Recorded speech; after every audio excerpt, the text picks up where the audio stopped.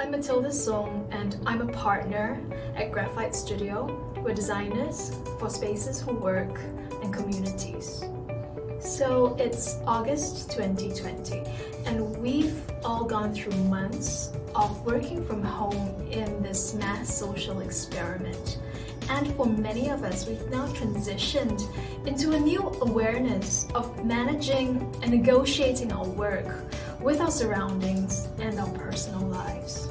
So as workplaces in Singapore start to open cautiously, I'm really excited at the design opportunities this situation has given us to transform our work lives for the better. I'm thinking beyond the tactical safety measures like maintaining distancing, UV filters, and actually looking at the fundamental shifts for design planning. The first is that workplace planning will no longer be about how many desks we can squeeze in. Pre-COVID mindsets for a lot of companies were still tied to one desk per employee. So if you had 100 employees, you thought you needed 100 desks. Even if it was resulting in super high densities, even if the 100 people never turned up together in a single day, even if the average utilization of a desk is something like 50% across a workday.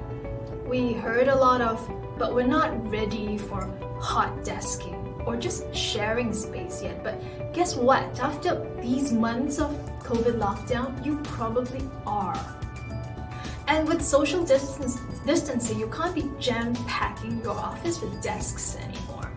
It means that the space you free up when you're not providing one desk per person could be used for much more meaningful amenities like wellness, like informal social spaces, like different collaborative settings. Which brings us to the next point. Companies can now be very clear about the purpose of the office for them. But first, companies should start by defining their post-lockdown priorities, having conversations with their teams, understanding what people are looking forward to coming back to, and what has been missing for them in the months of working remotely. And then reposition the office to serve these priorities and needs. So the post-lockdown office shouldn't be functioning in the same way as it was pre-COVID, because now people should have a choice to do their work where it best suits them.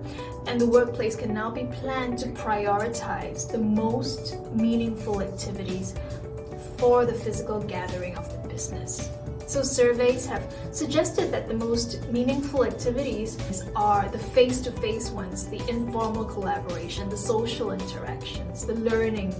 Imagine the office being reconfigured from rows of generic desks into possibly a meeting hub, or a series of scrum labs, or a co-working type setup that people can choose to come back to when they are not working from home on focused tasks. And thirdly, flexibility and changeability will now be a workplace design requisite. For the next 12 to 18 months, we know that the ways workspaces will be used and occupied will evolve as social restrictions change. I believe that designing for flexibility encourages business and individuals to be more agile and creative and helps us reduce waste in the long run. Example of building in flexibility could be using the same space to perform multiple functions through loose furniture and adaptable components, so we make the real estate work harder in the reduced occupancies.